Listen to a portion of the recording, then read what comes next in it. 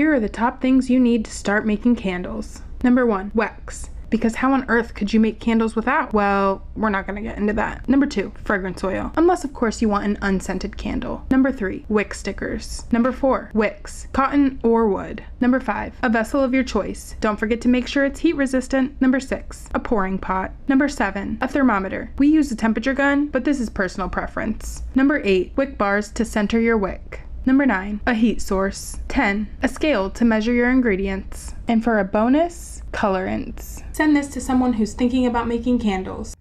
Let me show you how easy and simple it is to start your own candle business, literally in the course of 2 weeks. Now we're going to head over to naturesgarden.com. We're going to grab this soy wax right here. From experience, I can testify that the fragrance load it can handle is on another level. Now we're going to go on Amazon for our packaging. I love these candle jars right here. They're amazing. I do predict that you will see a lot more concrete candle molds coming out, a lot more candles being made in concrete. So you could go ahead and get ahead of that wave by finding very modern concrete candle molds. While on Amazon, let's go ahead and pick up some of these. These are wood wicks, but these ones are unique. They actually form a cross when you put them in the candle. So you can get a whole lot more fragrance load, more fragrance in the air by using these wicks.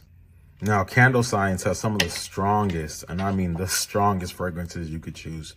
This one right here, it's really life-changing. This is the one I burn in my room. Now that the hard part's out the way, this is really how you do it. You melt the wax down, you add your fragrance oils, you pour it into the tin, you have your wick in there, all that good stuff. But selling it is where everybody gets hung up on. If you want to learn how to sell stuff like this, click the link in my bio, sign up for my masterclass. It's free. I'll teach you how to sell it on social media. Easy, easy, easy, easy. No reason nobody should be struggling to sell products online. Hi guys, so I had so many people asking me to do a part 2, so here we go. We're going to go back to Hobby Lobby, go to the candle section where you can pick up this book to learn how to make candles from scratch. It was about $8 to $10 and it has 20 recipes in it. Then you would get this 2-pound bag of soy wax for you to be able to make the candles on your own. Of course, you would need some kind of fragrance oil. Make sure it's safe for candle making. And they have so many different candle molds. They have these small ones, big ones, and even fun ones, which are reusable. Then you would get some candle wicks. You would also get candle wick holder and a melting pot. Or method 2, you can just buy a candle making kit. This kit was only $40 and it had all of this in it. I'm talking about a thermometer, the melting pot, wax, wicks, the cups, and even the fragrance oil, all ready to go. If you want something more fun, they have this kit where you can make up to 6 candles for only $50. They have a wax melt kit, $27. They had this kit where you can make 2 candles for $29, and even this one where you can make up to 6 candles for $20. So there you go. Follow for part 3. Are you thinking about making candles? Here's a list of the essential tools you'll need to get started. Double boiler, a simple system that utilizes a pot of boiling water to produce steam for melting wax. Pouring pitcher, a container with a spout used for holding and pouring liquids like fragrance oil or molten wax. I recommend using one that is made from aluminum, especially if you're using it in the double boiler. Kitchen scales, a piece of equipment used to weigh materials for candle making. Wick stickers, small adhesive tabs which are used to secure wicks to the bottom of a vessel. If you don't have these, you can also use a glue gun, a tool which uses hot glue in place of wick stickers to adhere wicks to the bottom of a vessel. Thermometer, a tool used to measure the temperature of wax throughout the candle making process as it's melting, when fragrance oil is added, and when the candles are poured. Wick bar or wick stabilizer, a tool used to secure the wick straight and upright after a candle is poured. Not to be confused with wick centering tool, a tool or template that ensures accurate and consistent wick placement in a vessel. Real talk, I know a lot of people don't use these, but in my opinion, it is one of the most important tools in candle making, especially if you're using glass vessels. If a wick is placed too close to the edge of a glass vessel, it can cause that side of the candle to get really hot and even shatter the glass. Besides that potential danger, noticeably off-center wicks also look really unprofessional. If you don't want to spend money on a wick centering tool, you can print out a template for free, which is what I used for many months before I invested in a custom wick centering tool from Norden Candle Supply. Other useful tools. Heat gun, a tool used to melt the top layer of wax in a candle in order to fix sinkholes or rough tops. Wick trimmer, a tool similar to scissors that is used to trim down the wicks of candles. If you don't have one, you can use scissors or even nail clippers as long as they have been cleaned and sterilized. No crusty toenail crumbles on the wick, please. Wick snuffer, a tool used to put out a candle's flame. If you don't have one of these, you can just blow the candle out. If you like this video and want to learn more about candle making, let me know in the comments. Are you frustrated because your candles look like this? Oh, what is this? These are cauliflower-topped or bumpy candles. Don't worry, it's a very common problem that can happen to any new or experienced candle maker.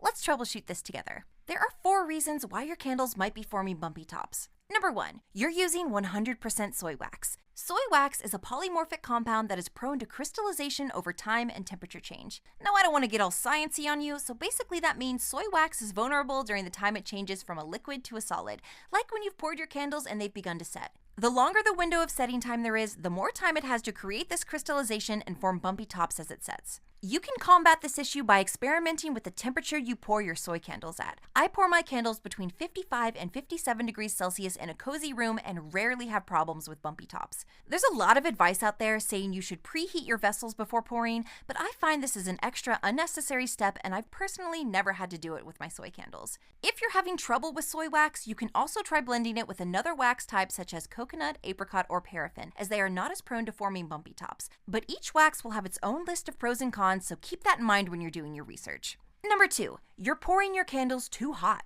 This one ties in a bit with number 1, but it's worth mentioning again that pouring temperature and ambient room temperature play a big part in how your candle sets, no matter what wax you're using. I made a batch of candles earlier in the year that had this problem.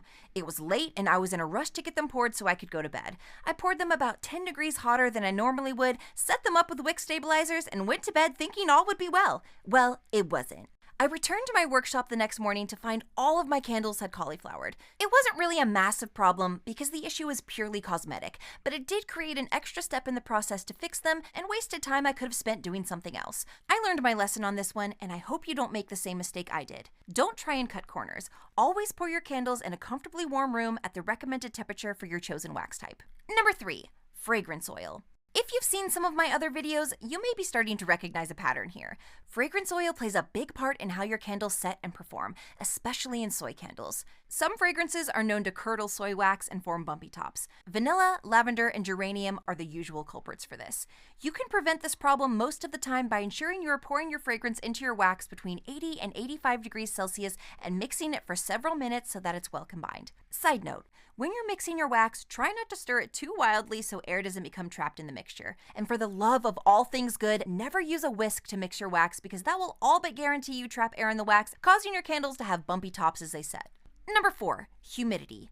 Most of us start out melting wax using the double boiler method, and this is usually a very cheap and effective way to get the job done, but occasionally it can cause problems in the way our candles set.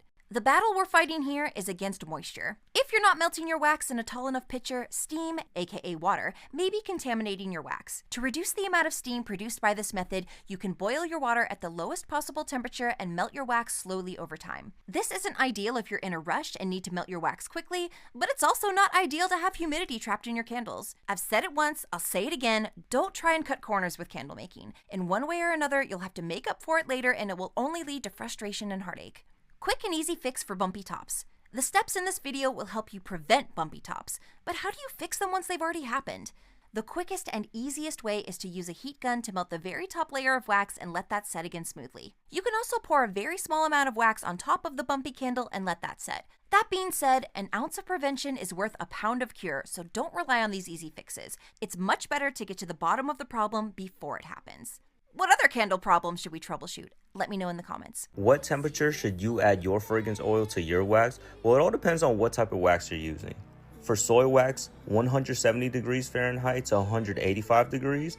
Paraffin wax, 175 degrees to 185 degrees.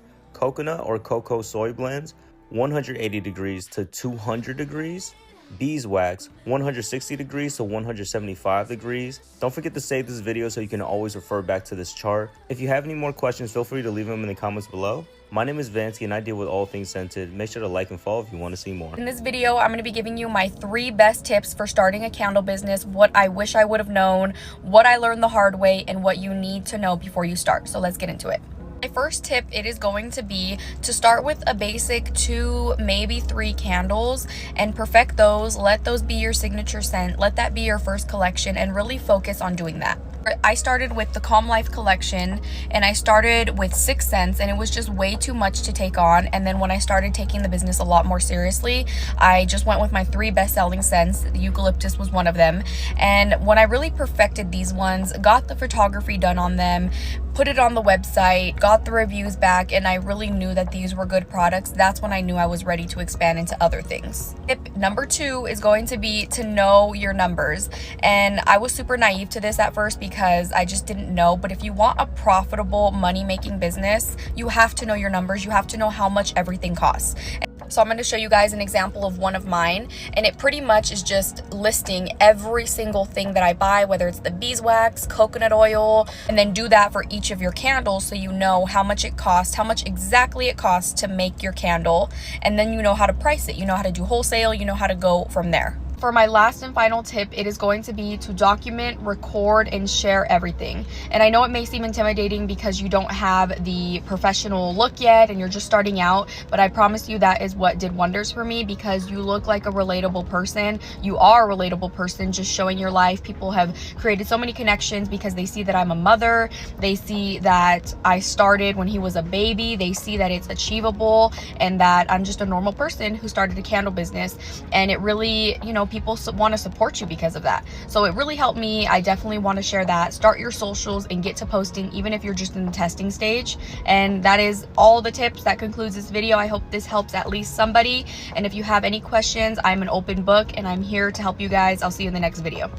These are the top 5 most disastrous mistakes I made when starting my candle business. Number 1, investing too much money way too early. I knew pretty early on in the process that I loved making candles, but as soon as I made my first successful candle, I went crazy buying a whole bunch of stuff that I didn't really need and didn't end up using. I still have so many weird, ugly tins that I can't get rid of or find a use for, but now that I think about it, Christmas is coming up. Number 2, not testing your candles. After I made my first perfect candle, I thought I knew everything there was to know about candle making. Adding dyes, decorations, and making other small changes wasn't going to affect my candles in any way whatsoever. Well, it did. With each change I made, I wasn't testing for quality or, more importantly, safety. Luckily, I didn't burn anyone's house down, but I did waste a lot of raw materials. Always test your candles, and when you're done testing them, test them again. Number 3, getting in way over your head. In the beginning, I wanted to make 5 different sizes of candles and make them in every scent I could possibly imagine. Not only is this unrealistic, it's also a really bad idea. You may get lucky and make a few awesome candles along the way, but you're also going to make some really bad ones, and you're going to be spread too thin to realize that you've made them. It's so much better to make fewer products really well than make a bunch of mediocre ones, so start small. Number 4, not using a wick centering tool. Look, you may think you can perfectly center a wick in the bottom of your vessel, but trust me, you can't do it 50 times in a row, and the ones that aren't perfectly centered always get sold to the person who's going to complain about it. And you know what? I don't blame them. I would complain too. So invest in a wick centering tool or make your own for free from a printable template online. Save yourself the stress, heartache, and chipped fingernails knowing you won't ever have to wick the same candle twice. Number 5, pricing your candles as whatever you think they should be. This is probably the only mistake I didn't make with my business, but as far as mistakes go, this is a pretty catastrophic one and I hate to see anyone make it. Before you even think about selling candles, you need to know exactly how much it costs to make each one. Everything needs to be factored in. Wicks, wax, vessels, fragrance oils, labels, the snacks you ate while making them, everything. Okay, maybe not the snacks, but if you don't know the cost of your goods sold when it comes to making a profit, you're screwed. I kind of made this video on a whim, but if you want to see more like it, let me know in the comments. Hi guys, I'm going to be teaching you how to make your very own candle, whether it's for starting your own candle business or if you just want to gift it to someone or make some for yourself. Here is how to make a candle. First, I'm going to start with things that you need. Your candle vessel, whatever you want to pour your candle into. There's so many options online. Next, you will need your wicks. If you start going along more, there is certain wicks for each vessel. Everything is kind of like a science when it comes to candles. You'll need the perfect size wicks for your vessel so that the wax melts all the way around when you burn it. Also, so it doesn't explode. You'll also need your wick stickers. This is what you will put your wick on that will stick it to the bottom of the jar. Then you would just need something to put your wax in and something to stir it with. Then something to measure it with. You do certain ounces of wax, certain ounces of fragrance in it, so you need to measure it so you don't do too much of something. Next, you will need a wax heater. This one is from Candle Science. Basically, you just put your wax in here and it heats it up. Next, you will need your wax. This is what you will be putting into the heater.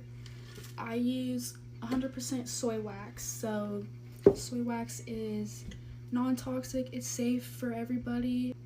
You don't get any of those like bad migraines when you burn it. It doesn't release those toxic chemicals that can harm you. I got mine from Candle Science as well. Next, this is optional. This is a heat gun. You will heat up your vessel before you pour your wax in. It basically just helps the cooling process, so you'll get a nice smooth layer on the top when it cools. Heat guns are also good if your candle looks a little rough when it first cools. You can just heat the top layer and it will cool smoothly, so it basically fixes it. Okay, then you will also obviously need your fragrance. Today I'm using Snickerdoodle for this video. It is my favorite. Anyways, I got this from Candle Science. It's also on their website. Next is very important. You need to heat your wax to around 185 degrees. It is very important that you don't burn your wax. It will turn it like a dark, ugly yellow, and it won't cool right, and the scent will be weird. There's just a lot that goes into it if you burn your wax, and you don't want to burn your wax. Next, once it's at 185 degrees, I like to pour it into something like this, and that is where I will put my fragrance in it. To find out how much wax you'll need and how much fragrance you'll need, use an app called CandlePal, and it basically calculates like how much wax you'll need and how much fragrance you'll need for this candle. So what I do is I find how many ounces the vessel is, and you put it in, and it'll basically calculate how many ounces of wax you need and how many ounces of fragrance you'll need. It's very important that you stick to that. So for instance, for my specific candle, I do about 7.4 ounces of wax and 0.6 ounces of my fragrance. Also very important, forgot to mention, you will need a thermometer to know when your wax is ready to pour and all that fun stuff. Also, you can buy these anywhere. These are wick holders for your wick, so that when you pour it, the wick's not going everywhere and it'll end up cooling with the wick straight down the middle, which is what you want. Also, I wanted to point out that you don't need that big wax heater to start out. You can just get something little. I got this from Amazon, I think. Okay, my wax is ready to be poured, and I'm gonna zero out my scale. Then I'm gonna get my wax, and it should be like 7.4 of wax, and just play around with it until you get there. Okay, I got my desired amount of wax, and now it's the fun part, but I'm gonna put some gloves on. Okay, now that I've got my gloves on, of course they have to be pink. It's time for the fragrance, and this is the best part because it smells so good. You have to wear gloves so you don't actually touch the fragrance because it's not good for your skin.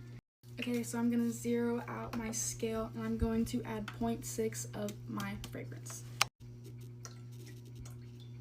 Okay, perfect. You see how it's dripping? That would have got on my hand. Okay, now stir it, and stir it for about 2 minutes. I know, that's just the best way to do it.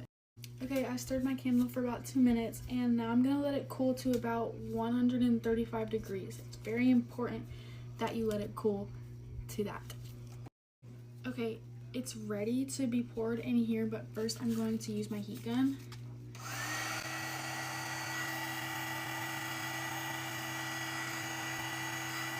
You're gonna pour it at a very slow pace. You don't want to pour it too quick.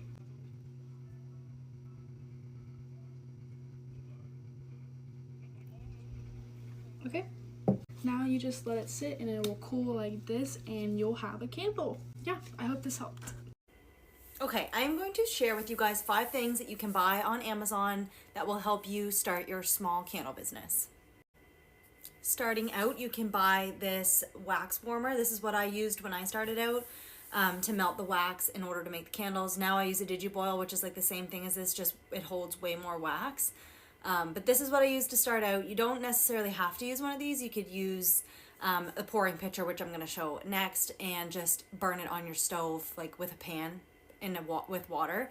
It's called the double boiler method. So you don't need one of these, but it definitely makes your life a lot easier. You just plug it in, turn it on to the temperature, put your wax in, and it melts, and then you go from there. Next up is a pouring pitcher. I have like 10 of these, and the more the merrier with these, honestly, because you can mix a whole bunch of different fragrances at a given time in each different pouring pitcher. They're not very expensive. It makes sense to me to have a whole bunch, but if you're just starting out, you only need the one. This is a large one. I have them in I have like a large, a medium, and then smaller ones. The smaller ones I use for like my wax melts. But these are definitely needed if you are starting a candle business. And to go along with the pouring pitchers, I use these, I think they're called like cocktail spoons, but this is what I use to mix in my fragrance oil with the wax after I pour the wax into the pitcher. They're good because they're extra long, so you can stir into the mixture really well with these ones. So these are what I use. You could use any sort of spoon. I know some makers use like wooden spoons or spatulas or whatever, but I use these. I find them easy. They're not that expensive, and you get a lot in a package. Next up are these wick holders. This is when you pour your candle and you're letting it set, you slide the wick into the holder and it keeps the wick in place, and this will ensure that your wick stays in the middle of your jar when they're cooling. So I know that you don't need to buy these. People use like clothespins, or I think some people use like even chopsticks and wrap the wick around it. I just find these easy. They just slide in and they stay on your candle and they're convenient. So no, you don't need to use these, but they definitely make your life a little easier. And then last but not least is a heat gun. So I use this every single day when I make candles. I use it to blast the tops when the candle has hardened. Usually if you're using soy wax, the top of your candle will not usually be smooth. There's like usually bubbles or ripples or whatever, so you need to blast the tops off and make them smooth again. So definitely not needed. You could use a hairdryer if you wanted to, but for what it's worth and how much I use it, it's definitely been a key item for a small business. So yeah, those are 5 things you can buy on Amazon. If you're just starting a small business, a small candle business, you can buy these off Amazon. If you're just getting started, there's all sorts of different companies that sell candle making supplies. A lot of your suppliers that you get your supplies from, your wax, your wicks, all that stuff will probably sell these items as well. But if you were just starting out, wanting to do it for fun, trying out the hobby, you can shop all of these items on Amazon.